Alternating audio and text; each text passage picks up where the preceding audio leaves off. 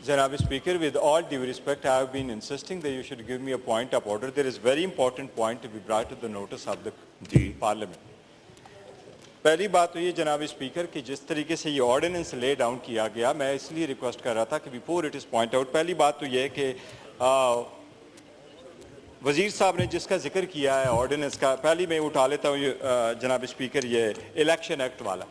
Election ordinance میں انہوں نے کہا کہ یہ وہی لا ہے جو 2017 کا تھا یہ ضرور ہے کہ 2017 سے پہلے جو لا تھا وہ 1976 میں وہاں بھی ٹرائیبیونل کی کنسٹیٹیوشن ریلیٹڈ یہی لکھا تھا کہ a judge or who has been a judge of the high court اس سے ٹرائیبیونل ہوتا تھا 2017 میں جو لا آیا اس میں بھی یہی ورڈنگ لکھی ہوئی تھی ایک سیکشن 140 میں کہ tribunal shall comprise of someone who is or has been a judge of a high court اس میں کوئی شک نہیں ایسا ہی لا تھا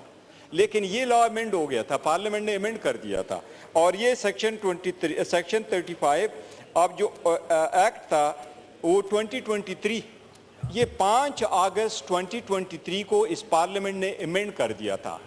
اور یہ پی ڈی ایم کی حکومت کا یہی کہنا تھا کہ اگر آپ نے ٹرائیبیونل انڈیپینڈنٹ رکھنے ہیں تو ججز وہ ہونے چاہیے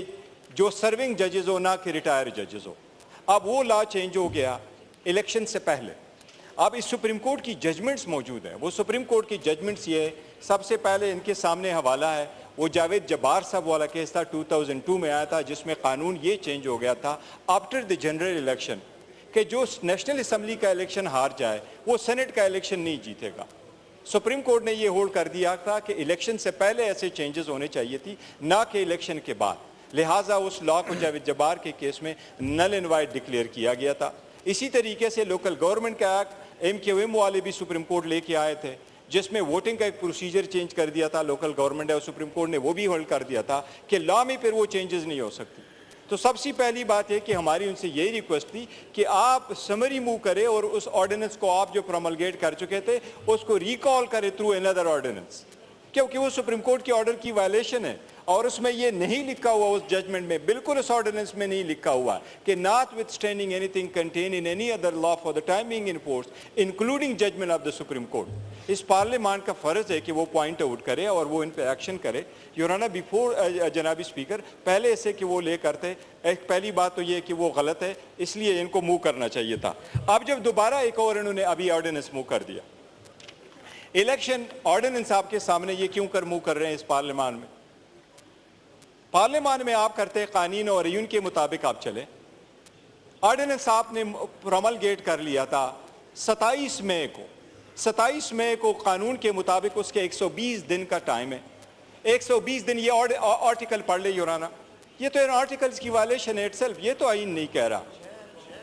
یہ آرٹیکل کی پڑھ لے جناب اسپیکر اگر آپ کی اجازت ہو میں آپ کو آئین پڑھ لیتا ہوں یہ دیکھیں نا آپ یہ غیر آئینی طور پہ رکھ لیتے ہیں ان کا مطلب یہ ہے کہ ایک میسج چلا جائے کہ پارلیمان کی بیکنگ ہے اس لا کو اس کی کوئی پارلیمان کی بیکنگ نہیں ہے یہ سپریم کورٹ کی ججمنٹ کی وائلیشن ہے 2 ججمنٹس کی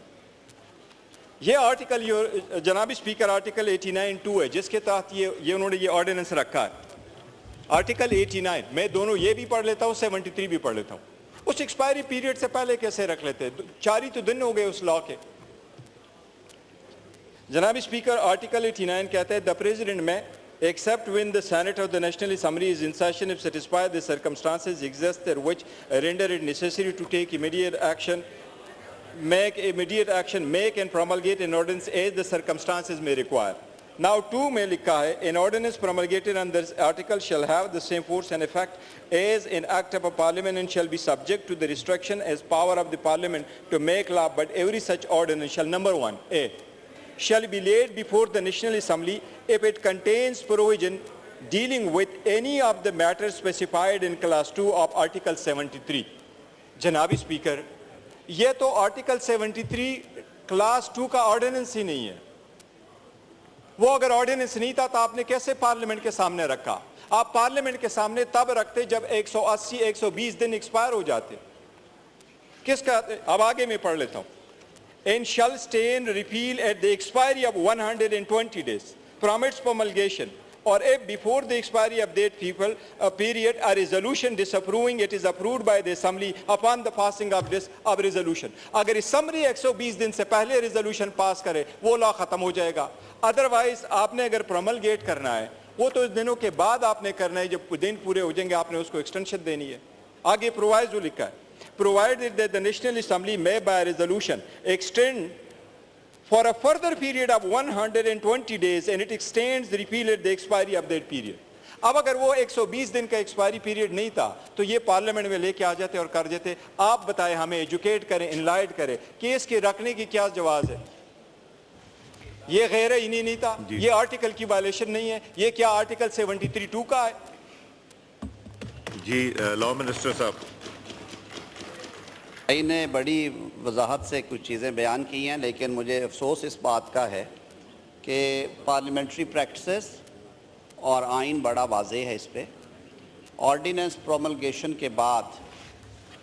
اصولی طور پہ امیجیٹلی پارلیمان کے سامنے رکھنا چاہیے, تاکہ اگر پارلیمان اسے اسٹریٹ اوے ریجیکٹ کرنا چاہتی ہے تو ریجیکٹ کرے, اگر وہ اس پہ ڈیبیٹ کرنا چاہتی ہے تو ڈیبیٹ کرے, اگر وہ کمیٹی کو بھیج کے اس پہ کچھ امینڈمنٹس لانا چاہتی ہے تو وہ لائے, تاکہ جو ہم کہتے ہیں کہ ایک انکلوسیو انپٹ کے بعد وہ ایکٹ کی شکل اختیار کرے. آج یہ آرڈیننس لے ہو گیا اس پارلیمان میں, جناب نے اس کو بھیج دیا کمیٹی میں. It would be now treated as bill, as it has been originated,